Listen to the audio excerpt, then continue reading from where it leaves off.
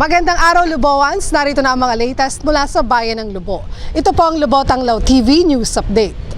Upang patuloy na labanan ng sakit dala ng lamok na mahagi ng insecticide-treated nets, ang Municipal Health Office nitong Lunes. Nitong Lunes, January 22, 2024 ay tinungo ng mga kinatawan ng MHO ang Barangay Ulolo para mamahagi ng Olicet treated nets sa 12 bahay sa lugar. Kinabitan ng mga treated nets ang bintana ng mga bahay kung saan sakaling dumapo ang mga lamok ay kaagad din itong namamatay. Ang nasabing nets ay tatagal ng 3 taon at pagkatapos ito ay pwede pang gamitin sa pamamagitan ng muling pagsispray ng gamot sa naturang net. Pinapayuhan naman ang ating mga kababayan na maging handa lalo na sa panahon ng tag-ulan kung saan ay ipod ang tubig na maaaring pamugaran ng lamok. Nagsagawa naman ng PhilHealth Forum na Orientation on Consulta Package, isang programa sa ilalim ng Universal Healthcare Law, ang Philippine Health Insurance Corporation.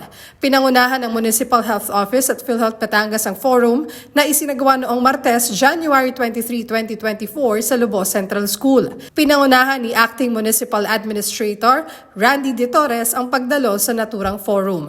Ang programang ito ay sa inisyatibo ni Mayor Lota Manalo at layong makapagbigay ng mas maraming benepisyo at tulong sa mamamayang Luboan sa ilalim ng PhilHealth Consulta Package.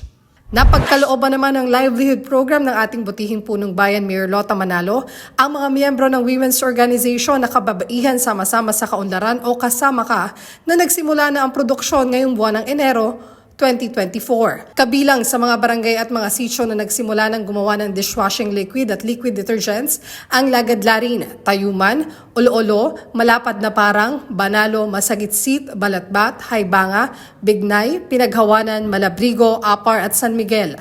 Matatanda ang noong Disyembre ay binigay ng ating punong bayan ang project kung saan ipinagkaloob ang liquid detergent at dishwashing liquid kits. Kasabay noon ay nagsagawa rin ng pagsasanay kung paano ang tamang proseso sa paggawa ng detergent at dishwashing liquid. Ang pondong inilaan sa programang ito ay buhat sa opisina ng ating punong bayan. At yan po ang mga latest mula sa Bayan ng Lubo. Ako po si Angelica Tienza Romero. Muli, ito ang Lubo Tanglaw TV News Update.